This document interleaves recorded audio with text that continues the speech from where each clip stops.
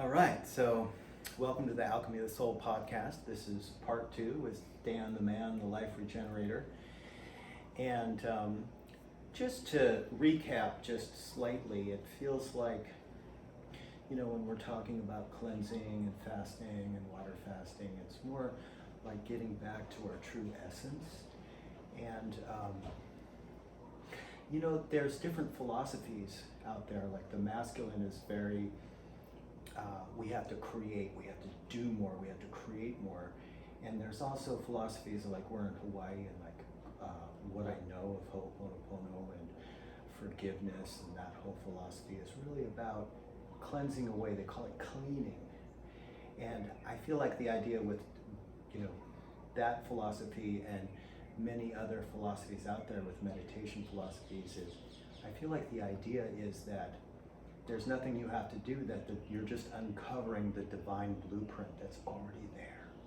And so that's what I love about the concept, the way I look through the lens of cleansing, is that you're just washing away all the bullshit, and it's a beautiful shining gem in there. Something like that. Yeah, and humanity is coming upon that more and more. Mm-hmm. Of course, the masters have been saying that for forever. Yeah, we're just catching up. Well, it was, it's reaching, it's sort of memey, but you hear it 10, 20, 30, 40, 50 times. You get on something with a teacher. Most of humanity, though, I notice kind of resonates with the spiritual-ish teachings, and then there are the ones that are really, really high, to where it was almost impossible for them to speak of it. But just through compassion, eventually the ones that really taught through the silence as a field of energy, like their own knowingness, through years and lifetimes of different spiritual practices, and then in their lifetime of enlightenment, where they became a teacher, and they usually people wrote books for them. If you're truly enlightened, right? Like you're not going to take the time to write the book, right? Yeah, they don't really, right? They're just not interested in that. So there's a lot of spiritual-ish, that the mainstream can really get a hold of.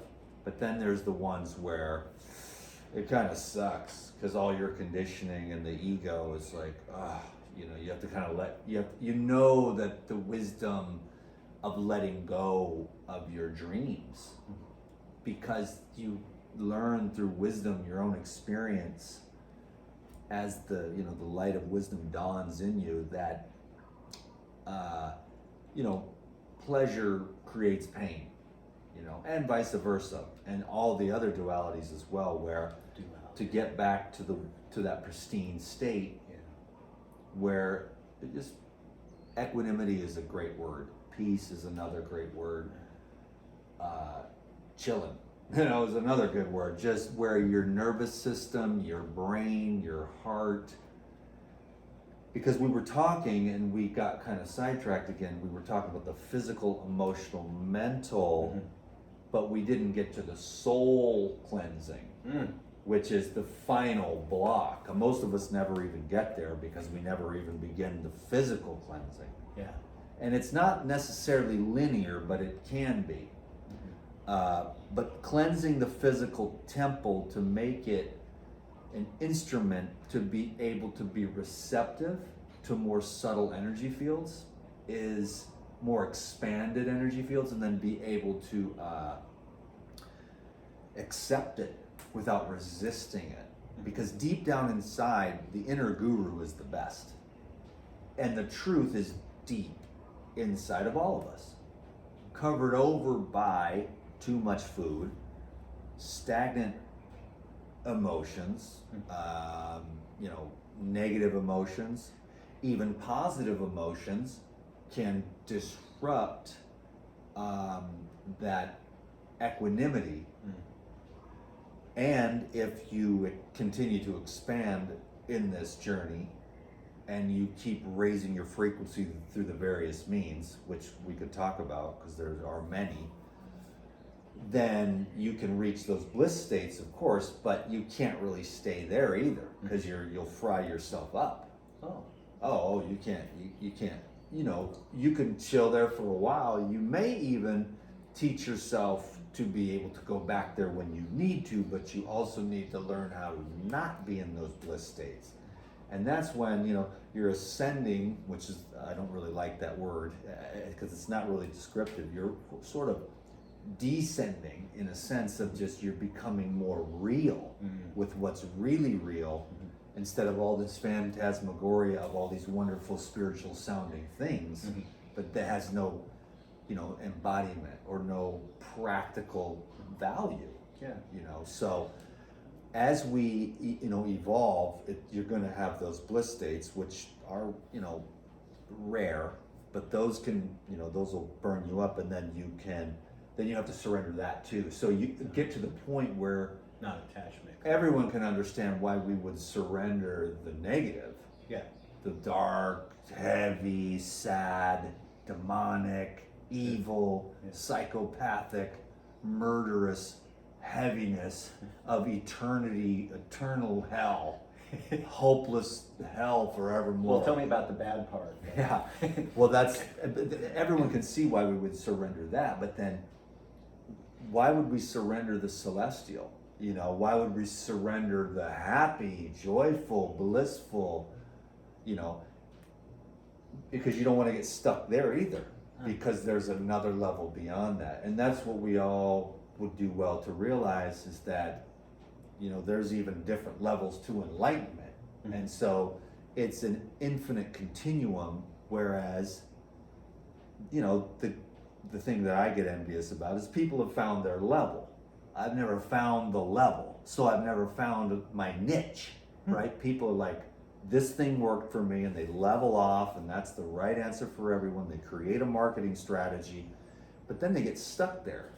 And that's what happened to me for years. I got stuck in this, you know, just being what everyone wanted me to be, you know, and it was making me miserable. That's why I would take these long ass breaks and still come back as the Life Regenerator, but you know, you can get stuck when you want to and need to continue to grow.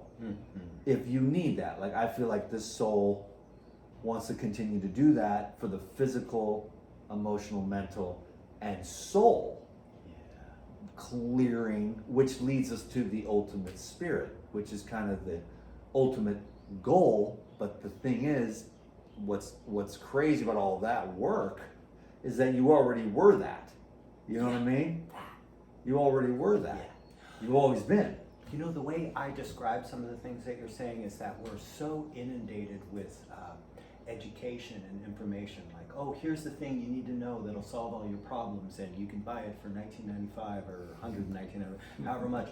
You know, and it's all education. And did you know this? And did you know that? And this thing's good for you. And zinc does this, and yada yada yada.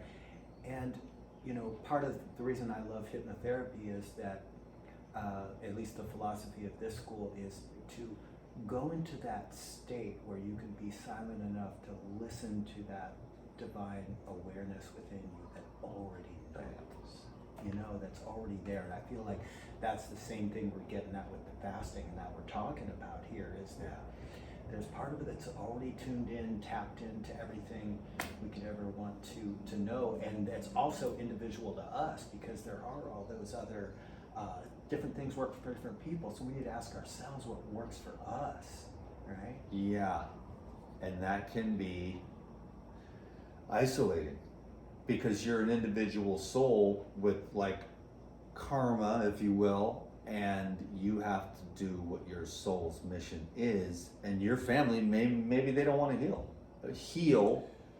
Maybe they, you know, have they found their level? And if you haven't found your level, then, you know, then you want to keep whatever, releasing the ballast or straightening your hooks, however you want to say it, to get yourself free. Well, in my eyes, you've gotten to this really high level, like fasting for 40 days and having more energy than you know what to do with. And so you're saying you still haven't found your peak or your level? Well, I just see, I mean, I would say that I am a top of the mountain person. Uh-huh. The 360-degree panoramic view of perfection. And it just seems to be that is what is been going on in the soul, and it's becoming more and more, I'm becoming more and more aware of it, because like life can be really hard. And then you can grow and mature into looking back at that and being grateful. You know, the guy that was popular in high school, he had no reason to grow. So he didn't. And now he's the chubby guy with, you know, a mean, grumpy wife. And he had it all when he was young, but if you didn't, it pushed you. Wow. If you had it all, if you had the, you know, like if you had, hey, I mean, if you have a great stable home life with your mom and your dad, and they both love you, and you're a, you know, you know, what do they call that? The attachment style that's secure. You know, you're just like, oh, it's cool. I don't need anything. You know, but us, we seek. It's like because of the pain, because of the darkness, and then we see through all this education, which is important at a certain point. The education, then later on, it becomes it becomes a block.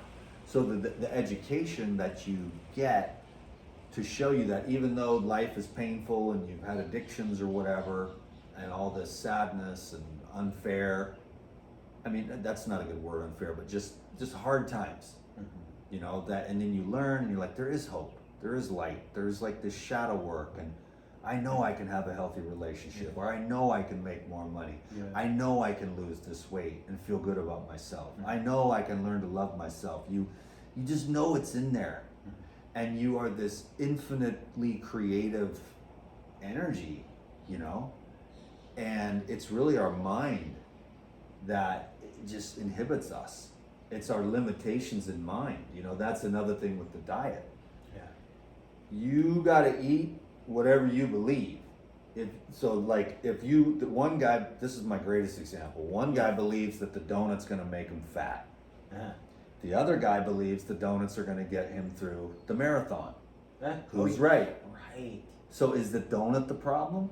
Yeah. It's not. It's how is he gonna use the donut? How we utilize our belief system, That's our right. placebo to our advantage. Because that's what collapses the infinite wave potential into actuality. So your mind, and that's like, but what's crazy that once you think, oh, it's amazing, I'm gonna fix everything, and then you're like, then you see what the real journey is with the subconscious, the 90% below the water. You think that if you just change the top 10 of the tip of the iceberg, everything's gonna be honky-dory, but then you've got that voice, you are not good enough. You are not good enough, and you gotta really get in there and reparent that, you know? That's why we have an NLP school. That's what we do. Like the internal voice, shifting that, shifting our imprints, shifting our traumas and all. Most of the imprints happen before the age of 7 because we don't have the critical faculty developed before then. So that's why we develop some of these limiting beliefs, and we can go back there and shift those, and even just finding that meditative state. So, which is the hypnotherapy. But again, I had some of my most profound experiences in the middle of a 15-day fast. I remember swinging on a swing and just going into this samadhi state with that clarity where I could, you know, because your body is your unconscious mind. So all the gut's clear, the heart, the mind, and they're all like actually flowing in this way where I can really listen to what's true for me in there. Coherence. Yeah. Because of all the different variables Right. and factors, and food is one of the ones that can, through your blood and consciousness, constantly throw you off. And the food of this society is very disorganized. It is, it's really just, that's kind of the best way to say it, just disorganized, you know? And if you take an organizational energy pattern of a coconut right off the tree, those fractals like that, you know, just those fractals are just going to go in, and there's a coherence and a unifier and a clarity that purifies the blood, flushes the system, but then feeds it this liquid electrical current, and it's very clear and pure. So if there's one guy here is drinking a coconut and then the other guy's drinking Coca-Cola, which one is going to work on the bloodstream, the consciousness, the intention, the subtle organizational energy fields, the chemicals, you know, the carbonation, blah, blah, blah. Like the coconuts have carbonation if you get the right ones. Today I had one that was like a soda. Oh, I love those. Yeah, those are the champagners. Oh, man. And I found a great tree today. But so that's just one way to look at it. And if what I try to do is encourage everyone to eat the most whole food. Yeah. Because the diet is one thing. It's actually a small thing, but it's a big thing. And then my friends, they all agree and they say, dude, you know a lot about food. You got to teach the food. That's why they call you the man. Well, I would say that the food is, it's not worth getting religious about or fighting with anyone about. Totally. Like if you come to my house, I've been plant-based for God knows how long, I don't even know, 25 years or something. But if you come to my house, and not everyone's like this, I will buy you a steak and I will cook you a steak. That's how I roll. Everybody gets to eat whatever they want. That's beautiful. My grandson, he's like, you know, my daughter is feeding him. She's scrambling the egg white. And I looked at my grandson and I said, bro, the yolk is the best part. And then my grandson, after all his life never eating yolks, is eating the yolk right now because he loves, because grandpa knows, like if you're gonna eat eggs, eat the whole goddamn thing, and especially the yolk. So I don't even know what that story was about, except that I have gone out of my way to make sure everyone is comfortable around me with food. I'm eating a big salad at Olive Garden with my family. I'm not judging them. I say, how's your pasta? Which I wouldn't eat. That's way too cheesy and way too many noodles for my colon. But I'm not saying that to them. You know, I'm thinking that to myself. Like, I'm just glad that I don't eat, you know, carbs or pasta at Olive Garden, but I've got this big salad, and I make sure that everyone's comfortable. How's your steak? Did they cook it right? It looks really good. I'll say that, you know, because you have to keep the vibe good, and everybody's just tripping. No one can tell me they're not a food tripper. I'll be like, you are lying. Every human being is food tripping, unless you get to an extremely high level. Yeah. And all the breatharians that I learned about, I don't like to use the word fraud, but let's put it this way. They eat food when no one's looking, okay? And that's been 25 years of doing this, and there's not been one legitimate, true breatharian. Now, do I believe in it? I do. Only because, number one, when you fast, everything gets better. Yeah. Now, some people are so far gone. Grandma Myrtle, 97 years old, you know, drank gin and smoked 2 packs a day and ate just pork rinds, you know. You put her on a water fast, like you can't expect Aunt Edna to just bounce back, you know, after all that. She's ready to go anyways, but the younger you are, the better the fasting works, and the cleansing and the regeneration.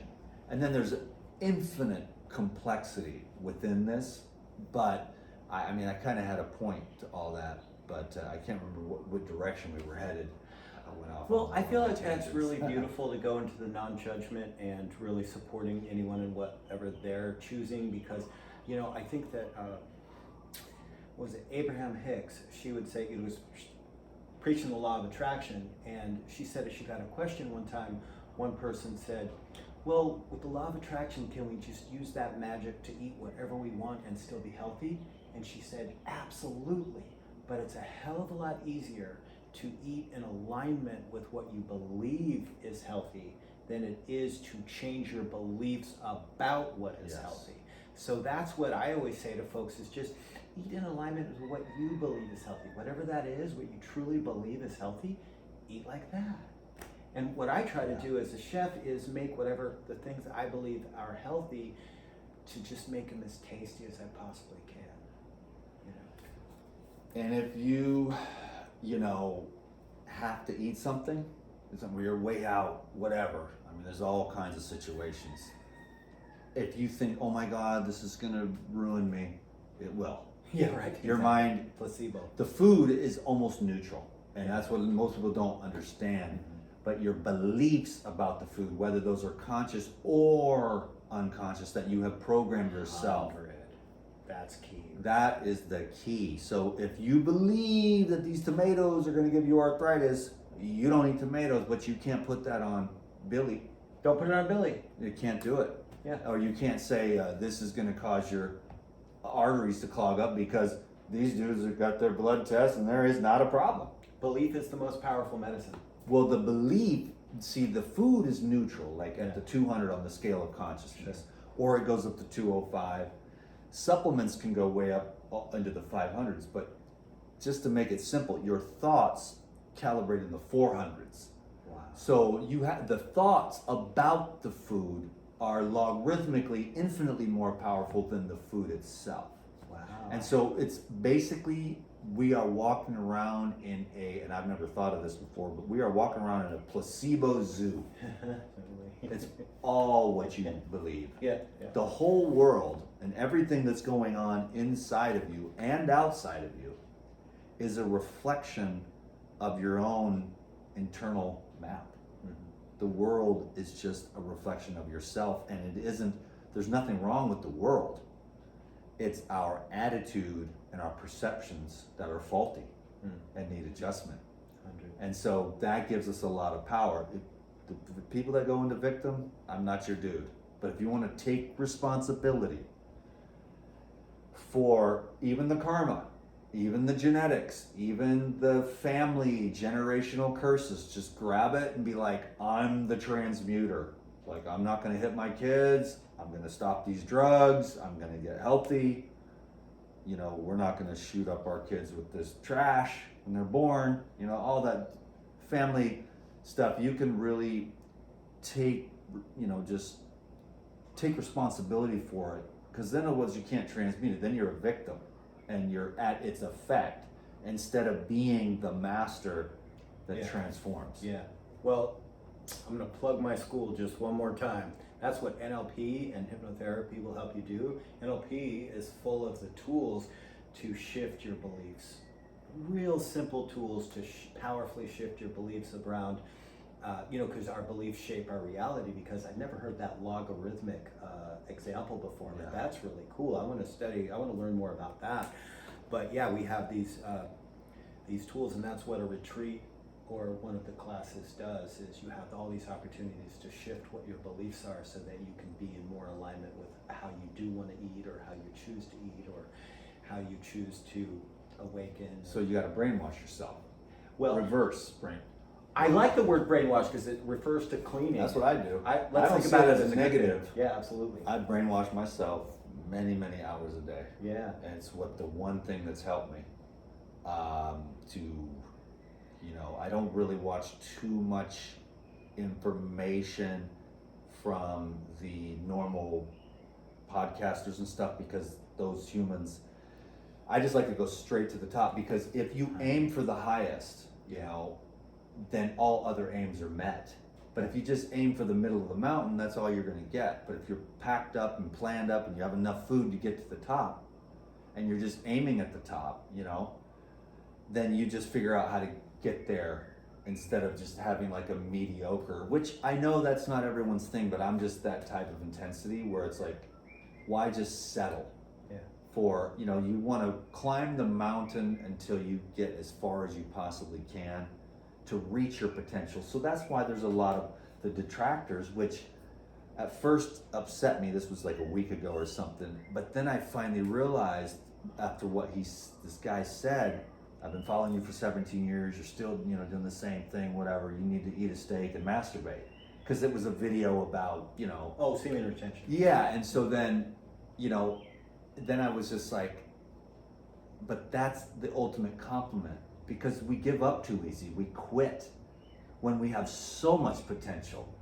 And that is the greatest gift that we give to this world. It's that silent potential being realized within us that creates a field of energy wherever we go. You don't even ever have to say anything. You can be a teacher like me, because I'm good at the words and stuff.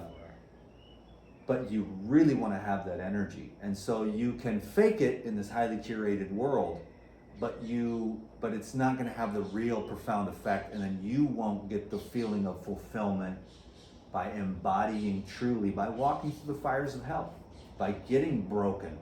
I mean, a man can really become a man after he's been broken by whatever, divorce or whatever. Your partner stole your company from you, and now you're starting at zero, or whatever it is, to see what life really is. But it can always drive you back to the pristine state, back to the treasure. The treasure is your equanimity. The treasure is peace with yourself.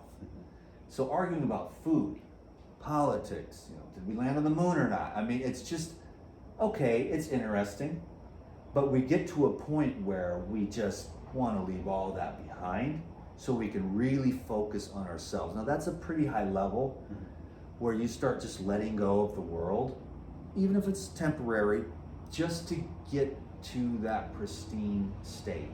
And the fasting and the food can really help, and a million other sadhanas too. And then you will practice the practices until the day you no longer need them, until every moment of your life is a meditative practice where you have taught yourself to be the awareness. But the food can be a drug which numbs us. Drugs can be a drug which numbs us. Sex, porn, social media, gambling, cigarettes, alcohol, pizza. I mean, none of those things are bad in of themselves, but generally we use those types of things to bring the energy down. And when you're doing this path with the semen retention, with the fasting and the high vibrational foods, which force you to keep growing, then you have to look at the heart. Then you have to be honest about the mind. Then you have these revelations of the darkness within your soul as a human being and what you would be capable of if you didn't continue to adhere to goodness, I guess. Because within us, all of us, I believe anyways, is darkness. And that's why we would want to do the cleansing. That's why we would want to heal and open our hearts to love for ourselves and others. That's why we would want to probably stop taking in too much trash, political trash, conspiracy trash, the guy that's like, they're just all these dietary things. You get to a point where you really need to listen to the inner guru. Okay. So the mind is clear. Yeah. That's when you start getting to the point where you see your soul in meditation and you see the darkness and you feel it.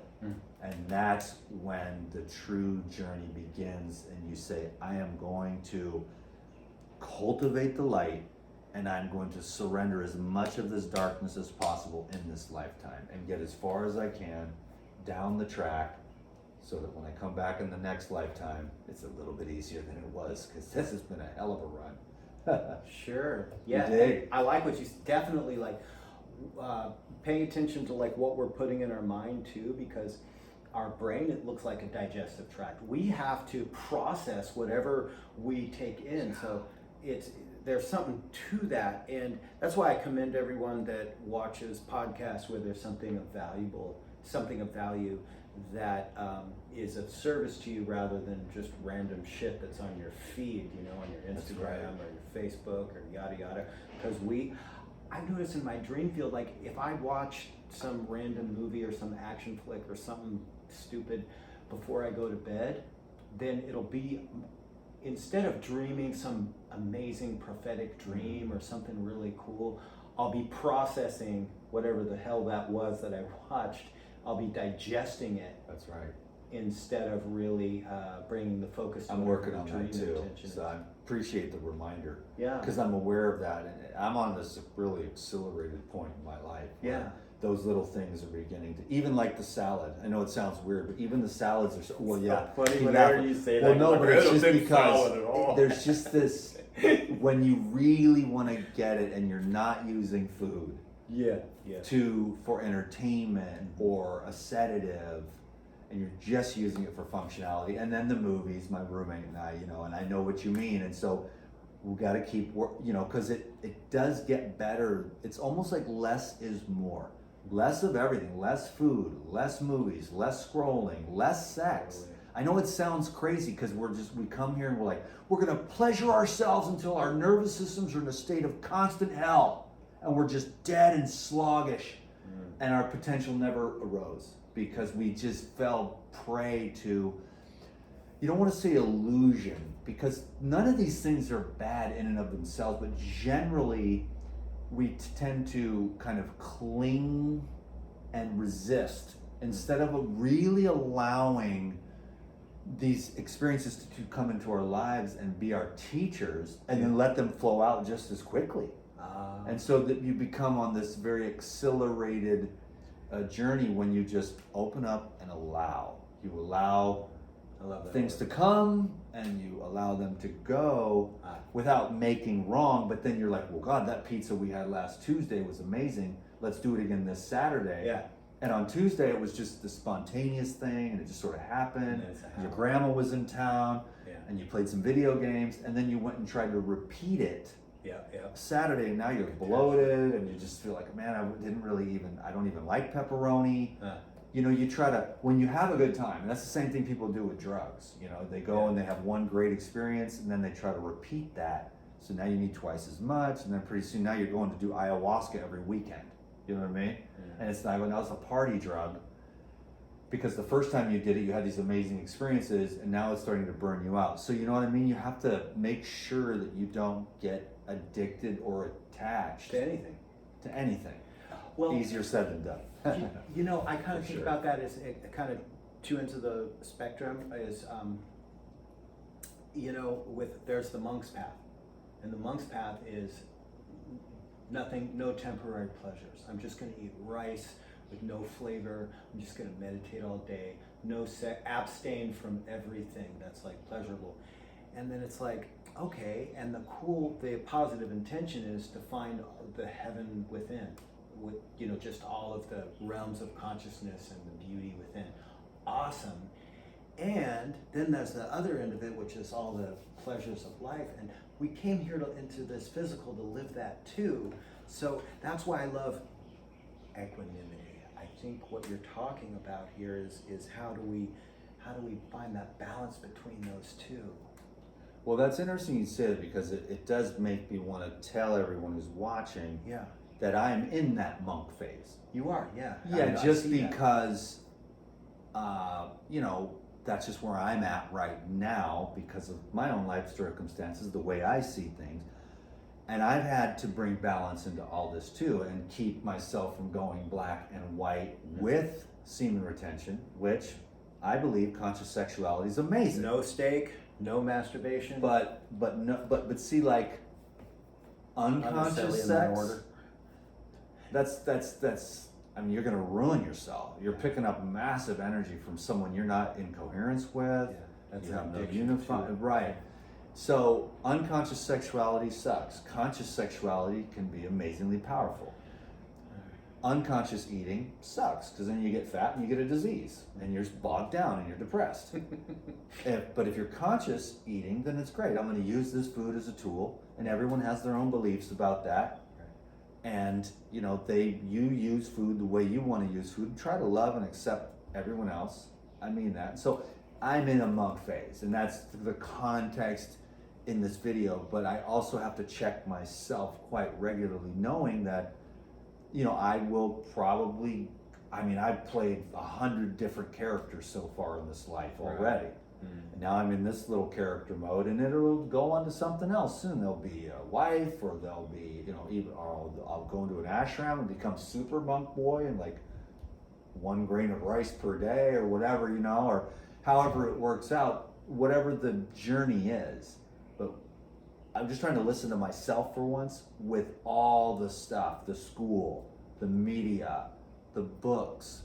So trying to clear all that away by taking periods of solitude, living a little bit more of the monk lifestyle, trying to get focused on seeing what your purpose is, because I am living that purpose, and my purpose now would look somewhat like a monk, but it's because I had that revelation of darkness, and I thought there must be a way to bring light to the darkness within, you know, and become a pure soul, a pure being for yourself, because you know you're capable or possibly capable, and if you are, I'm just the type that would be like, if you have the potential, then you should go for it. And if you fail, okay.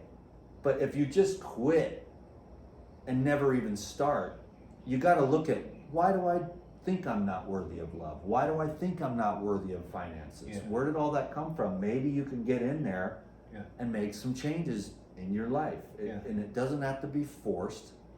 It can, in fact, awareness is the key, you know? Totally. And periods of silence is the greatest teacher.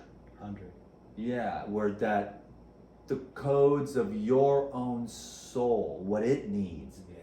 But that's why the clearing of the body, the clearing of the heart, the clearing of the mind, then the soul begins to express itself more clearly, and you can feel your nervous system, whether it's going to go strong or whether it's going to go weak.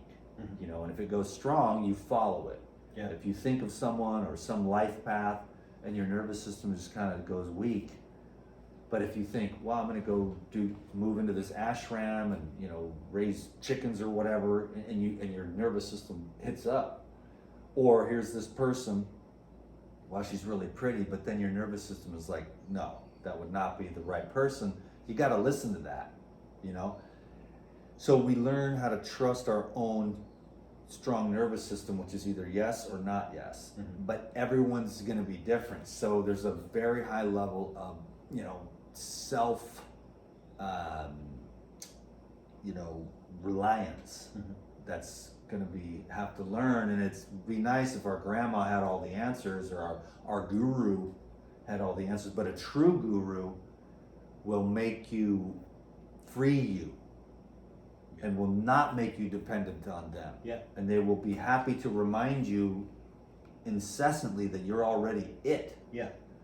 But then the self-proclaimed gurus and stuff, I mean, it's really good to know about your own ignorance, because then you can accelerate the path of wisdom and knowledge. You know, it's when we don't know that we're ignorant, when we think that our niche market, you know, we can brainwash ourselves too into believing that our one way is the one right way for everyone all the time. Well, that's so rare for people to do that, right? Wink, wink. The whole thing, yeah. And so it's hard to be, because it's the money game and all that, you know. Well, there's that part. But then you're just like, you know what? I'm just going to be a genuine human being, and if I just live in a gutter, fine. But really what happens is God takes care of his people. 100. If you love God with all your heart, then you will be taken care of. Yeah. I know it's true. I believe that. And I just wanted to say something about you being on that spectrum of that side of being a monk, and really the way I understand that around what you're sharing is you've really crystallized the gift that you're sharing with the world, and I feel like that's part of the inspiration to shine that beacon of that cleansing, of being on that side, you know, of like really finding your light. And I feel like you shine that, and I've been inspired by you a lot in that way. You know what's crazy, what that brings up is that you got to realize I was a hardcore drug addict. You were, weren't you? Gnarly, like on the street, doing things. I mean, I'm glad I didn't get caught, because I You don't have to here. mention anything Right. incriminating. I got. See, Jesus loved me enough just to get me busted for a little bit of stuff, so I could sit in jail for a while and get the lesson, but not the real bad ones where I wouldn't even be here right now. Yeah. And so I know what it's like to party, and I know what it's like to be awake for 3 weeks, zooted out of your tree, taking radios apart and stuff. Me too. I was a drug addict too 20 years ago, and That's the other dynamic about addiction, is that there are certain things, like certain hard drugs, obviously, that we cut out entirely, cold turkey, no more ever again. But then there's like addictions, like food addiction, which I've had too, and we can't, I mean, we could, but with that breatharian thing, Right. we can't really cut that out. We need to just come back into balance and equanimity with something like a food addiction. And so, Yeah. say your experience of that. Well, all those addictions come from the core wound or core wounds. And so as we track through, you know, the heavier, darker, crazier stuff, whatever, coke, meth, heroin, all that, cigarettes, drinking alcohol, ecstasy, blah, blah, blah, that's a little bit darker. That's like, those are quick fix moment, but then you're lower than when you started. Yeah, they take more than they give. And so but in the end though, what everyone is good to realize, they'll be like, well, you know, I don't do what cigarettes and alcohol, but you're 350 pounds and you're eating your third bag of Doritos today. You are not better than that skinny little Coke addict. Yeah. You are just the same, but you don't see it because society says it's okay to eat the Doritos and it's not okay to do the cocaine. But you have core wounds okay to and they drink have core alcohol. wounds, Yeah. right? And so we're all just the same. Yeah. And so if we want to break free and find freedom, we need to find that wholeness within. There might be some reparenting, fasting, detox, a million other modalities of cleansing, healing, which are really just awareness. You know, becoming aware, accepting, embracing, allowing, and it's basically the light of awareness shines, you know, and where there's light, there is no more darkness. One candle lights up the whole room, but if we're afraid to look, if we're afraid to feel, then there's going to be a problem. So all the addictions and all the attachments and all the aversions, they do stem from those deep down core wounds, and we all have different ones. So if we want to break free from those strongholds, straighten your hooks, you know, we're going to have to be one step at a time. And I recommend, for practical purposes, you just take one thing at a time. Yeah. First you work on the cigarettes, or you go from your worst, like what's causing you the worst, and you start with that one. You're like, okay, I'm not going to worry about the other pile of crap I got to deal with, my finances or this coffee and cigarette addiction. Right now I'm like an alcoholic. I just need to quit drinking every day. It's ruining my life. Or cocaine, or, I mean, I hate to keep coming back to those, but those are the ones I'm familiar with. But the list goes on. And everyone has those things that are really, really bad. And I've done a lot of consults, so, you know, there's a lot of people have a lot of secrets too, you know. do. But, you know, if you just work on one, just pick one thing, and don't worry about the rest. Don't try to lose weight and get off alcohol and quit the nicotine and quit the you know, the porn addiction all at once. You got to just One at a time. pick one thing. And what happens is you can just pick one thing. All you got to do is get through one day without alcohol, one day without weed, one day without a cigarette, one day without driving through the drive-through. So tomorrow, it's like, if you're like, for some people, they're like, I never did no drugs, I wasn't raised like that, but they drive through McDonald's and they know McDonald's, Chick-fil-A, Taco Bell, that's not the best food, and they know it, but it's so tasty and it lights up the neurons in the brain with the MSG and all the textures and stuff, so it's like a drug to them, and they know it. And so all they got to say is, tomorrow I'm not going to the drive-through, I'm going to go to that, you know, Benihana's and get some fish and rice for dinner, and then I'm going to come home and go to sleep without driving through the drive-through. The weed head has to do the same thing. Tomorrow I will not smoke, or whatever, maybe you just set it up, I'll wait till 4:20 instead of wake and bake, or whatever you got to do. But you just work on one thing at a time, and that's something that really worked for me well. Because once you conquer one thing, you'll see how quick it goes. Because then you'll be like, okay, wow, I haven't had you know, whatever it is.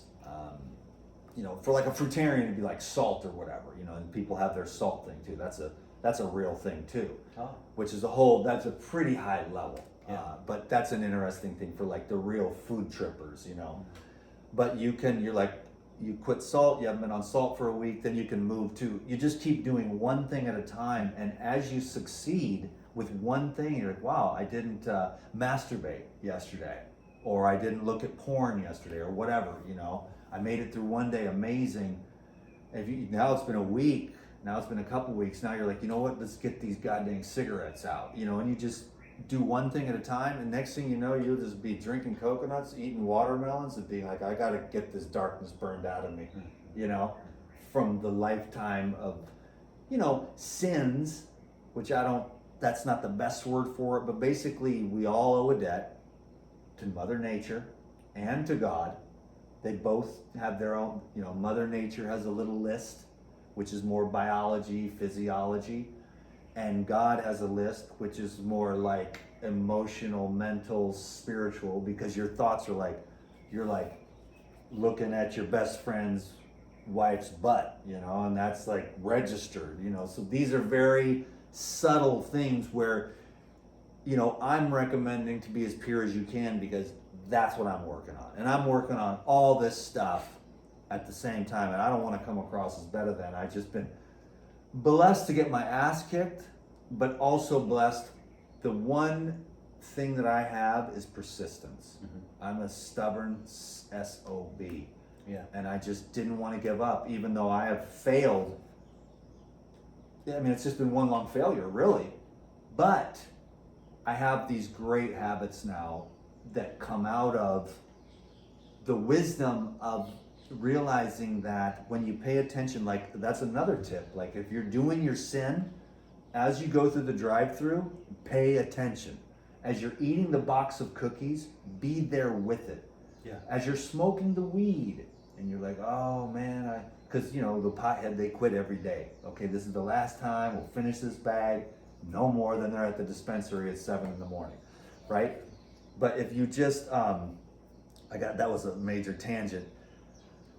But if you really just sit there with it, you know, whatever it is, just sit there with it, with awareness. That is something, God, I mean, if this, what are we, 47 minutes into this video, but that's the gold. Yeah.